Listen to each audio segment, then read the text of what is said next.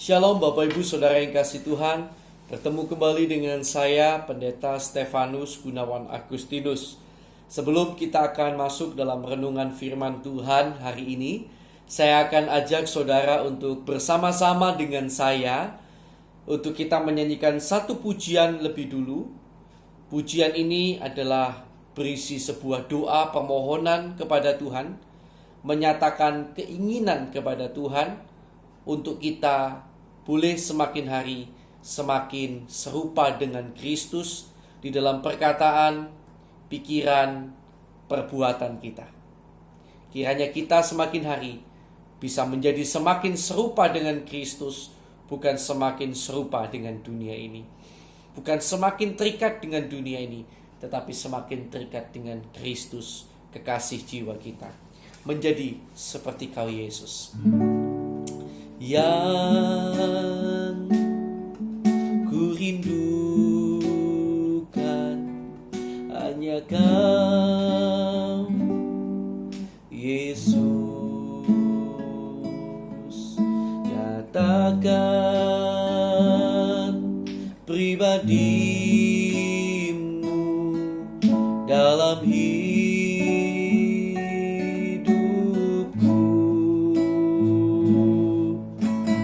yang ku dambakan menjadi seperti Kau Yesus di dalam perkataan, pikiran, perbuatan, menjadi seperti Kau Yesus, menjadi seperti Kau Yesus, menjadi sempurna dalam seluruh hidupku.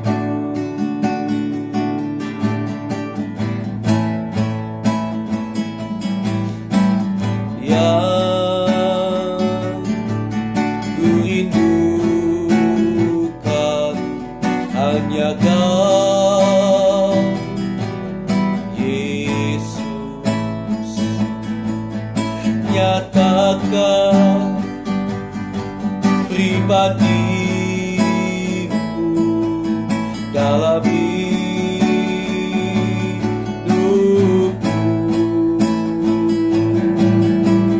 yang ku dambakan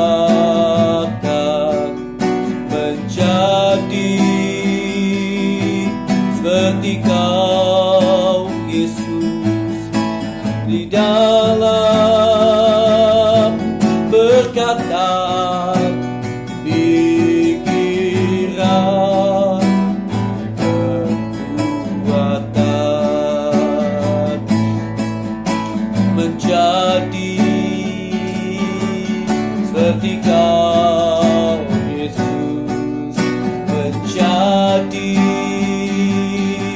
seperti Kau Yesus, menjadi sempurna dalam seluruh hidup. Menjadi sempurna, menjadi seperti Kau Yesus, menjadi seperti Kau, menjadi sempurna dalam seluruh hidup. Menjadi seperti Kau, menjadi seperti Kau Yesus, menjadi seperti Kau Yesus, menjadi sempurna dalam seluruh hidupku.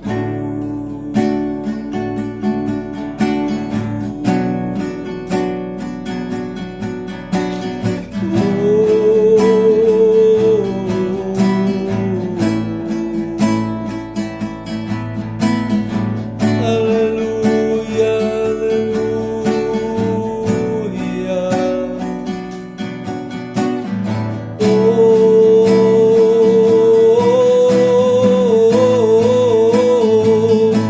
haleluya.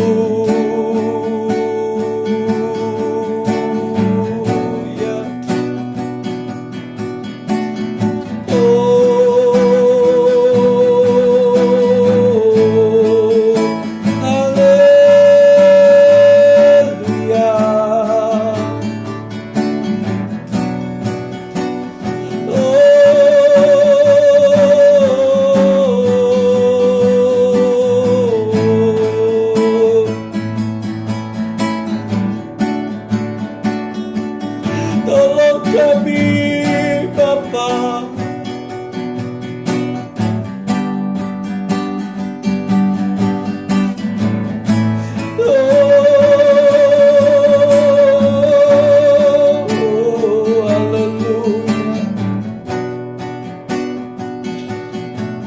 Haleluya. Terima kasih Tuhan. Terima kasih Tuhan. Sebentar kami akan bersama-sama mendengarkan sabda kebenaran firman Tuhan. Seperti lagu ini Tuhan, biarlah kami semakin hari semakin serupa dengan Kristus. Kami semakin hari semakin serupa dengan pribadi-Mu Tuhan, dalam perkataan, pikiran, perbuatan, sempurna dalam segala aspek kehidupan kami. Biarlah hidup kami menyenangkan hati-Mu selalu Tuhan. Kiranya Kau akan tolong pemberitaan firman-Mu yang sebentar akan disampaikan. Urapi jemaat-Mu yang mendengarkan maupun hamba-Mu yang menyampaikan firman. Terima kasih Tuhan, terima kasih. Kami akan bersama sambut firman-Mu dalam nama Tuhan Yesus Kristus. Haleluya. Amin. Puji Tuhan.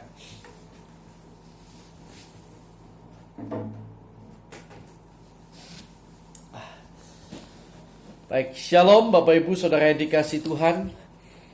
Hari ini kita sudah sampai pada jemaat yang ketiga dari 7 jemaat di Asia Kecil dalam kitab Wahyu, yang adalah lambang dari 7 golongan orang Kristen ya, atau 7 jenis perjalanan hidup orang Kristen. Ada orang Kristen yang perjalanan hidupnya seperti jemaat Efesus, ada yang seperti Smyrna, dan hari ini kita sudah sampai pada Pergamus ya, Pergamus. Puji Tuhan. Bapak Ibu Saudara yang kasih Tuhan, kita akan buka bersama lebih dulu Alkitab kita di dalam Wahyu pasal yang kedua. Kitab Wahyu pasal yang kedua. Pada ayat yang ke-12 mulai ya. Ayat yang ke-12 mulai. Puji Tuhan. Dan tuliskanlah kepada malaikat jemaat di Pergamus. Inilah firman Dia yang memakai pedang yang tajam dan bermata 2. Perhatikan, ada beda ya di jemaat Efesus. Inilah firman dari yang memegang ke-7 bintang di tangan kanan. Itulah malaikat ke-7 jemaat. Dan berjalan di antara kaki Dian, itulah 7 jemaat ya. Nah, saudara kasih Tuhan, kalau di jemaat Efesus Tuhan menampilkan dirinya sebagai sang pemilik sidang jemaat. Kemudian pada kemarin jemaat di Smyrna, dia yang sudah mati tetapi kemudian bangkit ya, artinya dia menunjukkan bahwa ada kebangkitan dari antara orang mati. Hari ini kepada jemaat Pergamus, dia menyatakan dirinya sebagai firman Dia yang memakai pedang yang tajam dan bermata 2. Ya, dia menampilkan dirinya sebagai Dia Firman inilah firman Dia yang memakai pedang yang tajam dan bermata dua. Nanti kita akan lihat bersama sedikit apa terminologi dari pedang yang tajam dan bermata dua ini, ya. Aku tahu di mana engkau diam, yaitu di sana, di tempat tahta iblis. Jadi jemaat Pergamus dikatakan Tuhan diam di tempat tahta iblis. Dan engkau berpegang kepada namaku, dan engkau tidak menyangkal imanmu kepadaku.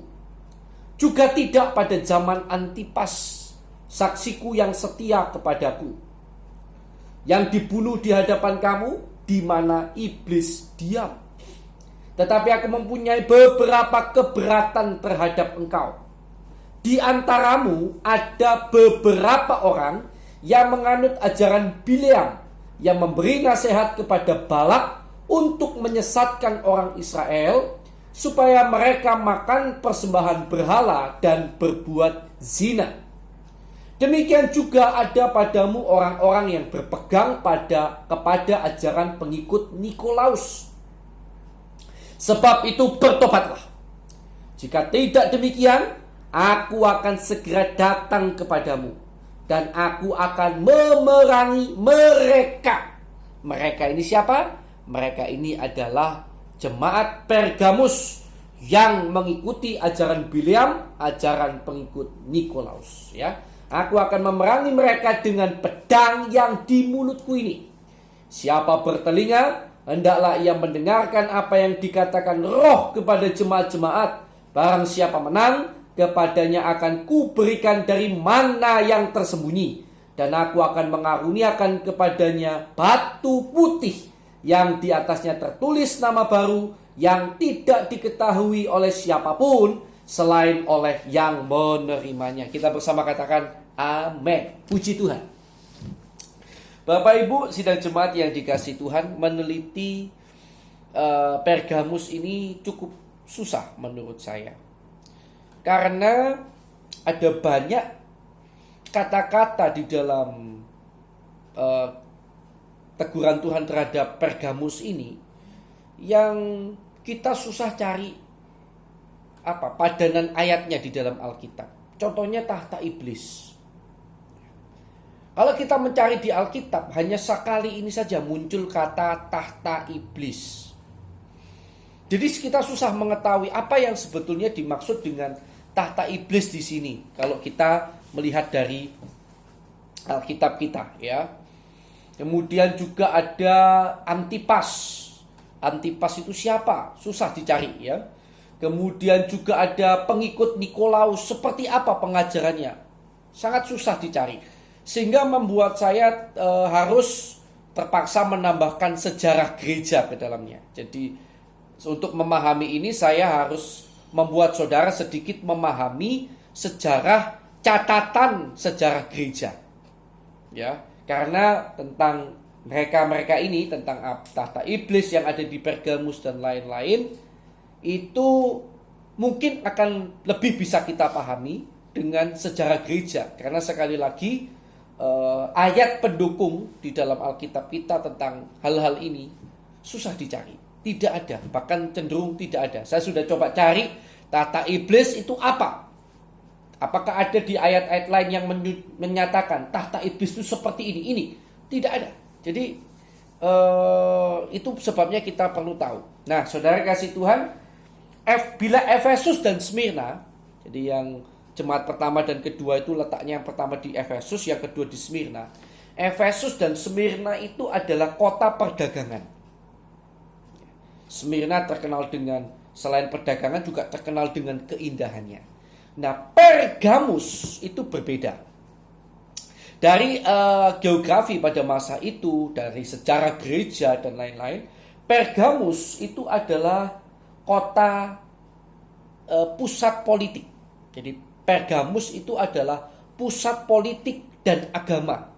Jadi sekali lagi, kalau Efesus dan Smyrna perdagangan, Pergamus adalah pusat politik dan agama, karena Pergamus adalah ibu kota provinsi. Ya, Pergamus adalah ibu kota provinsi. Ibu kota provinsi itu contohnya misalnya Jawa Timur, itu provinsi Jawa Timur. Apa ya? Bukan ya ibu kota apa itu sebutannya ya, sebetulnya ibu kota negara yang ada ya, apa namanya itu? Yang gubernur, tempat gubernur di Surabaya kalau di Jawa Timur misalnya begitu ya, apa itu sebutannya saya agak lupa. Tapi pada zaman itu sebutannya adalah ibu kota provinsi Romawi di Asia ya, ibu kota provinsi Romawi di Asia, letaknya adalah di Pergamus. Maka itu Pergamus adalah pusat politik dan keagamaan. Nah, saudara, ternyata di kota Pergamus berdasarkan sejarah yang saya temukan adalah pusat kota yang merupakan pusat penyembahan berbagai dewa. Salah satunya ada dewa yang namanya dewa Aspesius ya. Aspesius ya kalau nggak salah namanya. Asklepius ya, dewa Asklepius. Itu dewa yang sangat identik dengan ular. Jadi kalau saudara sampai sekarang kalau tidak salah lambang dewa Asklepius masih dipakai di farmasi ya. Lambangnya adalah tongkat yang dililit dengan ular. Dewa Asklepius ini adalah dinyatakan disembah sebagai dewa penyelamat, juru selamat, dan dewa penyembuh. Jadi kalau di Kristen, ular itu lambang setan. Nah, justru bagi mereka penganut dewa Asklepius, ular itu adalah lambang penyembuhan, ya, lambang penyembuhan dan juru selamat. Ngeri sekali ya. Dan juga adalah pusat penyembahan kepada Kaisar Romawi. Jadi pada masa itu Kaisar Romawi disembah sebagai Tuhan, bagaikan dewa itu sendiri, Tuhan.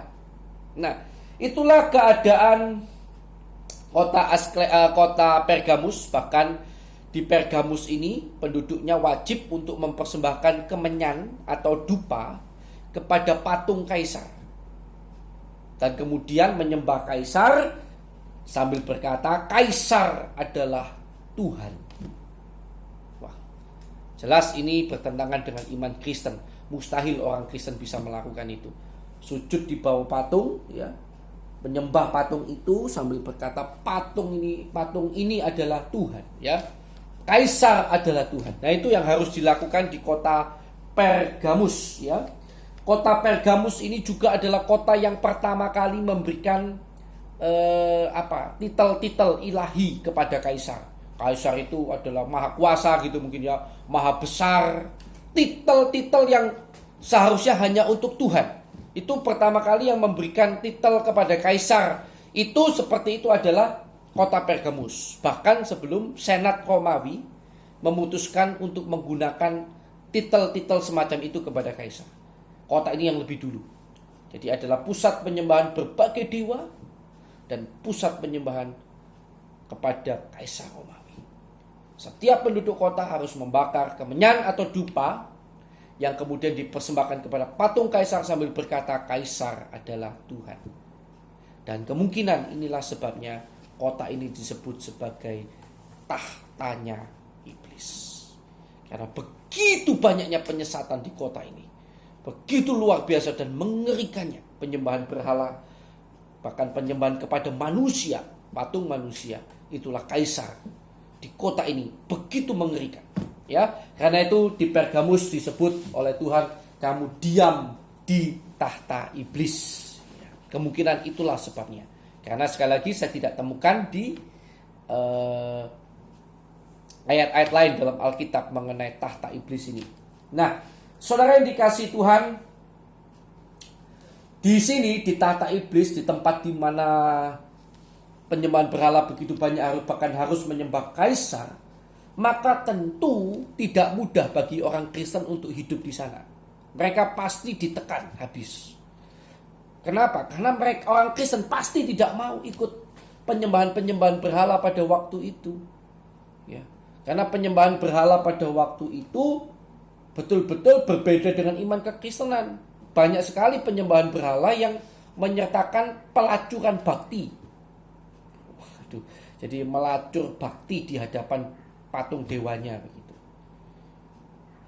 Mengerikan sekali lah ya, penyembahan dewa-dewa itu sangat bertentangan sekali dengan iman Kristen kita ya. Termasuk itu tadi penyembahan kepada kaisar dan lain sebagainya.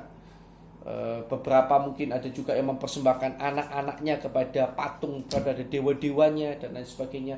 Semua hal itu sangat bertentangan dengan iman Kristiani. Dan tentu di sana di mana keadaan yang seperti itu yang berkuasa ya, kebanyakan orang seperti itu tidak mudah bagi orang Kristen ya. Maka itu sampai dikatakan ada yang dibunuh ya. Engkau tidak, dan katakan begini ya dalam ayat 13, aku tahu di mana engkau diam, yaitu di sana di tempat tahta iblis, dan engkau berpegang kepada namaku, dan engkau tidak menyangkal imanmu kepadaku ya. Nah, kata tidak menyangkal di sini ternyata ditulis dalam bentuk kata aorist tense. Aorist tense itu dalam bahasa Inggris sama dengan past tense, bentuk lampau. Jadi mereka pernah ini terjadi, mereka ditekan, tetapi mereka tetap tidak menyangkal iman. Nah itu ya, bentuk lampau. Kamu pernah berpegang pada namaku dan kamu tidak menyangkal imanmu pada waktu itu. Bentuk lampau ya. Juga tidak pada zaman Antipas. Antipas ini kita tidak temukan catatannya. Siapa Antipas? Bahkan dalam sejarah gereja susah dicari catatannya tentang martir yang bernama Antipas ini. Tetapi yang luar biasa, nama setiap martir itu tidak dilupakan oleh Tuhan. Tuhan tahu siapa martirnya.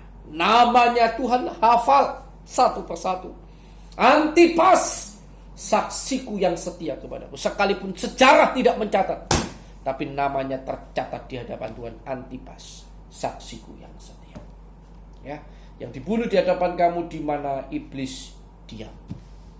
Nah, penggunaan kata tadi tidak menyangkal dalam bentuk aorist tense atau dalam bahasa Inggris past tense itu, bentuk lampau, itu sesuatu yang menarik ya. Berarti pernah terjadi di lampau. Tetapi apakah sekarang mereka tidak menyangkal Yesus kalau mereka akan ditekan lagi? Belum tentu.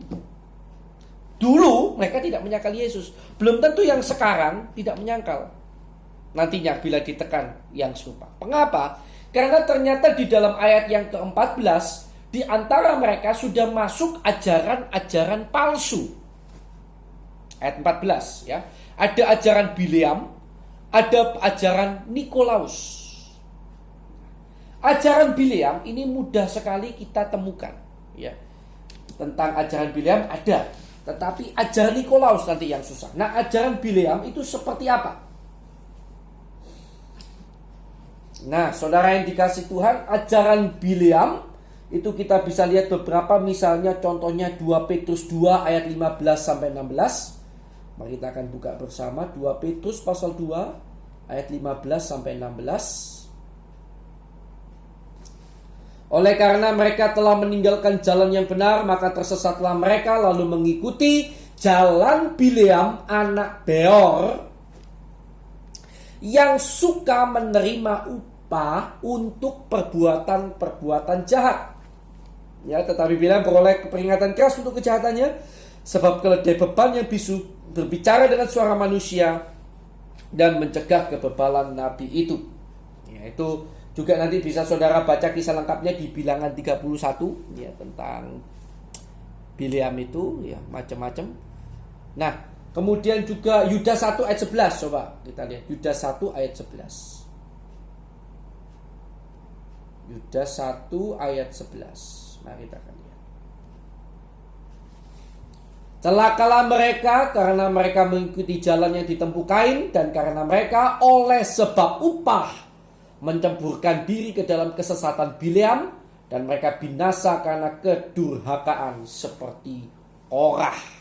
Ya, puji Tuhan. Nah, saudara yang dikasih Tuhan, jadi kalau saudara mungkin dulunya tidak ikut sekolah minggu, mungkin tidak tahu Bileam. Ya, Bileam itu adalah seorang nabi, kata Alkitab sendiri dia nabi, tetapi juga disebut juru tenung. Karena tidak jelas ya Bileam ini bagaimana, karena Bileam ini jahat ya. Nah, Bileam ini satu ketika diundang oleh Balak bin Sipor, kalau salah raja Moab, untuk mengutuki orang Israel. Tapi singkat cerita, Tuhan tidak izinkan Bileam mengutuki orang Israel. Bahkan ketika akan dikutuk, sudah sampai tempat di mana akan mau mengutuk. Karena Bileam ini mungkin terkenal kalau dikutuk, orang yang dikutuk itu atau bangsa yang dikutuk pasti kena kutukan betulan. Maka Balak undang Bileam untuk kutuki orang Israel. Singkat cerita, pada waktu mau dikutuk, Tuhan ubah semua kutukan menjadi berkat. Sehingga Bileam tidak bisa mengucapkan kutuk. Bileam hanya bisa mengucapkan berkat untuk Israel. Dan itu juga menunjukkan bahwa Anda sebagai orang Kristen jangan takut kutuk, jangan takut tenung, jangan takut ilmu gelap. Ya. Tidak ada tenungan ilmu gelap apapun yang mempan terhadap umat Tuhan. Bileam pada waktu mengucapkan kutuk tidak bisa. Ya, tidak bisa. Maka akhirnya saudara yang dikasih Tuhan, padahal pada waktu itu Bileam sudah dijanjikan upah yang besar oleh Balak. Otomatis karena tidak jadi mengutuk, tidak jadi dapat upah. Padahal Balak ini sudah takut sama Israel, takut diserang oleh Israel. Kira-kira begitu. Makanya dia upah Bileam untuk mengutuki orang Israel. Nah, Bileam tidak bisa kutuki. Padahal upahnya sudah siap besar. Maka Bileam cari cara lain. Intinya begitu. Bileam kasih nasihat kepada Balak. Habis sudah memberkati Israel. Jadi jelas-jelas ya, Bileam ini tahu bahwa Israel itu umat yang diberkati Tuhan. Bileam ini tahu, saudara. Tapi Bileam gak habis akal supaya tetap dapat upah dari Balak. Bagaimana caranya? Dia beri nasihat kepada Balak. Kamu gak akan bisa kalahkan bangsa ini dengan kutukan atau dengan apapun. Ini umat Tuhan, kira-kira begitu. Caranya ada. Untuk kamu bisa menang. Caranya gimana? Buatlah orang Israel berdosa terhadap Tuhan. Dengan cara apa? Dengan cara kasih perempuan-perempuan, goda orang-orang Israel untuk berbuat zina dengan perempuan-perempuan ini dan menyembah Allahnya orang Moab. Maka pada saat itu tanpa kamu perlu perang melawan orang Israel, Israel akan dilawan oleh Tuhannya sendiri dan kemudian Israel akan hancur. Kira-kira mungkin begitu. Dan memang betul, gara-gara nasihat Balak ini dituruti Bileam, kirim wanita-wanita cantik mungkin ya. Karena mereka waktu itu Israel tinggal dekat dengan Moab. Wah, menggoda orang Israel. Banyak orang Israel yang mengikuti, berbuat zina dengan wanita-wanita itu, lalu menyembah dewa-dewa mereka. Ya, kemudian Tuhan menurunkan hukuman yang sangat mengerikan pada waktu itu. Silakan dibaca sendiri kisahnya. Ada begitu banyak orang Israel yang mati pada waktu dibunuh, langsung ada mati begitu banyak. Jadi Bileam ini sangat cerdik sekali. Demi upah, ya, dia bisa menyesatkan orang Israel, bisa cari jalan. Diberkati, ini orang diberkati, dikutuk tidak bisa. Caranya ya gimana? Buat mereka menentang Tuhan. Ya itu tadi caranya, ya. Nah, Bileam seperti itu ajarannya. Artinya ajaran Bileam adalah ajaran yang mengutamakan pada upah. Ya. Ajaran yang selalu menekankan kepada upah duniawi. Perhatikan sekali lagi. Upah duniawi. Pengajaran yang membawa saudara seolah-olah kalau ikut Kristus semata-mata hanya untuk upah duniawi. Ada banyak sekarang pengajaran yang seperti itu dan saya cukup sedih. Ya.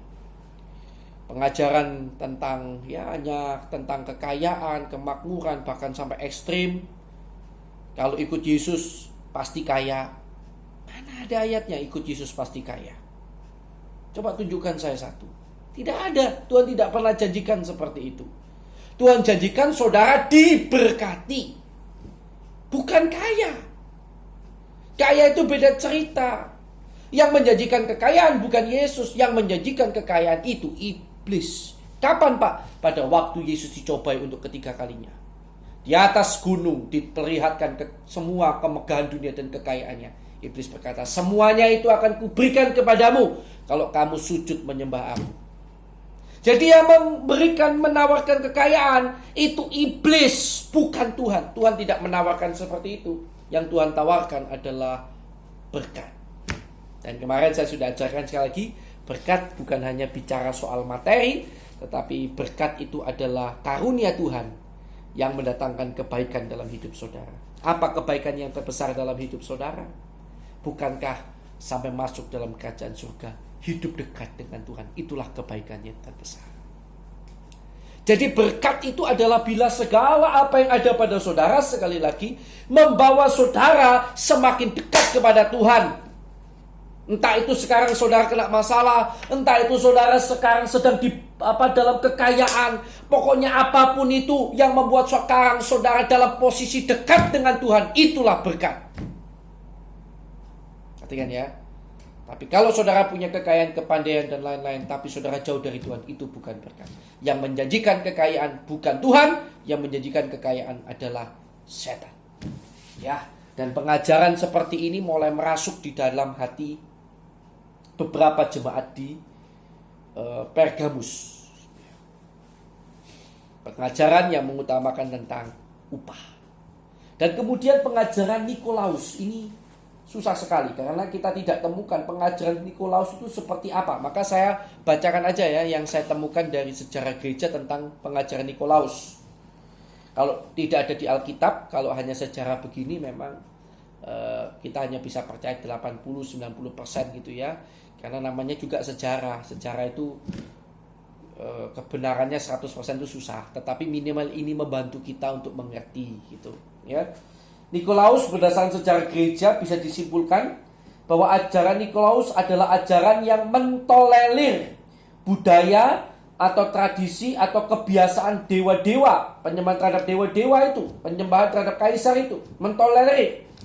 Nikolaus mengajarkan tidak apa-apa beribadah kepada Yesus, tetapi juga melakukan tradisi atau praktek atau budaya pagan atau penyembahan kepada dewa-dewa, penyembahan kepada kaisar. Padahal dalam budaya pagan, perjinahan, penyembahan kepada patung, pesta paganisme sebagai bentuk penyembahan terhadap dewa-dewa dilakukan. Ya, jadi nggak apa-apa, yang penting kamu selamat daripada kamu dibunuh, ya toh di sini. Tetap aja pegang nama Yesus, nggak apa-apa, tetap beriman pada Yesus, tetapi ikut juga nih. Ikut aja sekelilingmu, berbuat zina ya kamu berbuat zina. Yang penting tetap Yesus ya. Tetap Yesus, tidak apa-apa. Kamu ikut menyembah patung, bilang kaisar adalah Tuhan, tapi di situ tetap imanmu pada Yesus. Tidak apa-apa, tidak boleh saudara. Alkitab jelas katakan dengan mulut kamu mengaku dan diselamatkan dengan hati. Ya, dengan mulut dan dengan hati orang itu akan diselamatkan. Kitab Roma pasal 10 kalau nggak salah ayat yang ke-10 ya. Jadi mulut ini juga penting, pengakuan kita. Hati juga penting. Kita nggak boleh mulut dengan hati berbeda. Tuhan nggak ajarkan seperti itu, bukan? Nah, saudara yang kasih Tuhan, karena itu kita harus juga tidak boleh seperti itu sebetulnya. Tetapi Nikolaus ajarkan nggak apa-apa, yang penting selamat. Yang penting selamat. Jadi perhatikan ya, ada kemiripan antara ajaran Bileam dan ajaran Nikolaus. Makanya dijadikan satu oleh Tuhan. Ajaran Bileam juga ada pengajaran Nikolaus. Itu kejijikan di mata Tuhan. Kenapa? Karena keduanya ini mengutamakan tentang hidup duniawi sekarang ini. Baik pengajaran Bileam tentang upah dunia sekarang ini kan. Nikolaus selamat di mana? Di dunia ini. Yang penting selamat ini, kita nggak sampai dibunuh, kita nggak sampai dianiaya. Yang penting nggak apa-apa, yang penting kita aman. Nah, pengajaran semacam ini yang menimbulkan sampai bahkan kompromi. Ya bukan berarti kita tidak boleh dengan dunia ini kita mengikuti budaya yang ada. Boleh selama tidak bertentangan dengan firman. Tetapi ini jelas bertentangan dengan firman. Tetapi bagi Nikolaus ajarannya nggak apa-apa, yang penting selamat. Dan itu sudah mulai merasuk di dalam jemaat Pergamus. Dan yang akan diperangi oleh Tuhan, kalau kita tadi baca dalam kembali Wahyu pasal 2, itu bukan keseluruhan jemaat Pergamus. Ya, coba lihat. Bukan keseluruhan jemaat Pergamus, tetapi mereka, yaitu orang-orang yang berpegang pada ajaran Bileam dan ajaran Nikolaus, pengikut Nikolaus. Ini yang akan diperangi oleh Tuhan. Ini yang merupakan ragi Mereka ini berarti juga yang berpegang pada ajaran Nikolaus dan Biliam ini. Mereka dulunya juga termasuk orang-orang yang tidak menyangkal Kristus. Jangan lupa, mereka pernah ditekan dan tidak menyangkal Kristus. Tetapi sekarang mereka mulai mengikuti ajaran Biliam, ajaran Nikolaus. Dan itu yang ditentang oleh Tuhan. Bapak Ibu Saudara yang dikasihi Tuhan, memang pengajaran yang mengajarkan tentang mencapai kenikmatan di dunia ini itu begitu menawan. Ikut Yesus, kamu akan kamu akan kaya, tambah kaya. Waduh, senang kita ya dengannya. Siapa yang tidak senang? Saya sebagai pendeta, kalau boleh semua jemaat kaya, saya senang. Semua jemaat yang miskin jadi kaya, ya saya senang. Masa saya nggak senang? Tapi saya lebih senang lagi kalau semua jemaat cinta Tuhan Yesus lebih dari segala-galanya. Nah, tapi ada pengajaran-pengajaran dewasa ini yang mengutamakan pokoknya hidup di dunia ini enak. Pokoknya yang di dunia ini, yang di dunia ini, yang di dunia ini. Melupakan bahwa yang terpenting bukan kita nyaman di dunia, tetapi kita mengikuti kehendak Tuhan selama kita hidup di dunia. Dunia ini bukanlah tempat kita. Dunia ini bukanlah perhentian akhir kita. Buat apa kita selamat di dunia, tetapi kita tidak selamat di hadapan Tuhan, bahkan Tuhan membuang kita. Karena itu saudara kasih Tuhan, Tuhan mengingatkan kepada orang-orang jemaat di Pergamus, kalau kamu tidak bertobat, akan kuperangi dengan pedang yang di mulutku ini. Pedang yang tajam, yang lebih tajam dari pedang bermata dua manapun. Ya, kalau di dalam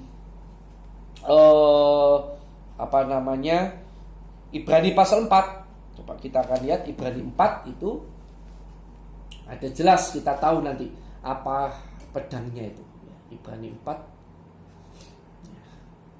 coba kita akan lihat. Ya, ini dia. Sebab firman Allah, Ibrani 4:12, sebab firman Allah hidup dan kuat dan lebih tajam daripada pedang bermata dua manapun, yang menusuk amat dalam sampai memisahkan jiwa dan roh, sendi-sendi dan sumsum. Ia sanggup membedakan pertimbangan dan pikiran hati kita. Dan tidak ada suatu makhluk pun yang tersembunyi di hadapannya, sebab segala sesuatu telanjang dan terbuka di depan mata Dia yang kepadanya kita harus memberikan pertanggungan jawab. Puji Tuhan. Ya, jadi Tuhan itu mampu bedakan hari ini apakah pikiran kita hanya untuk yang duniawi, ataukah betul-betul kita tetap kepada Tuhan. Sudah bagus kalau dulu saudara mengikut Tuhan Yesus dengan sungguh-sungguh. Itu sudah luar biasa. Saudara pernah tidak menyangkal Yesus, itu luar biasa. Tetapi jangan sampai di etapa terakhir, penghujung perjalanan hidupmu, engkau terkena pengajaran Biliam, engkau terkena pengajaran Nikolaus yang mengutamakan tentang hidup di dunia ini, dan kau mulai terlena di dalamnya. Kau mencari apa yang di dunia ini, bahkan kau rela kompromi. Anak-anak muda rela kompromi dengan pacar yang tidak seiman. Pelayan-pelayan Tuhan rela kompromi, ya, tidak beribadah sama sekali, tidak pelayanan sama sekali demi mendapatkan uang, dan lain sebagainya. Mungkin para pekerja rela kompromi, hidup dalam kehidupan malam demi menjamu para klien dengan para pekerja seks komersial misalnya, dan lain sebagainya, demi mendapatkan klien dan lain sebagainya. Kompromi. Yang penting di dunia ini enak. Tapi hati-hati saudara, yang enak di dunia ini boleh saja saudara nikmati, tapi kalau itu sampai membuat saudara terseret jauh dari Kristus, saudara jadi terpusat pada yang di dunia ini, lupa pada kerajaan surga. Saya hari ini ingatkan, hati-hati, jangan sampai saudara menjadi seperti jemaat di Pergamus.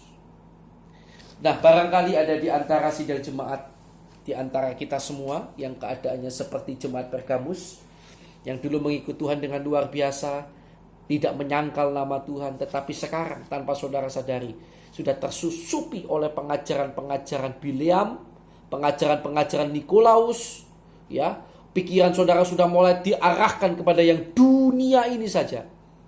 Hari ini saya mau katakan, bertobatlah. sebelum Tuhan datang dan memerangi engkau dengan pedang firman yang tajam itu.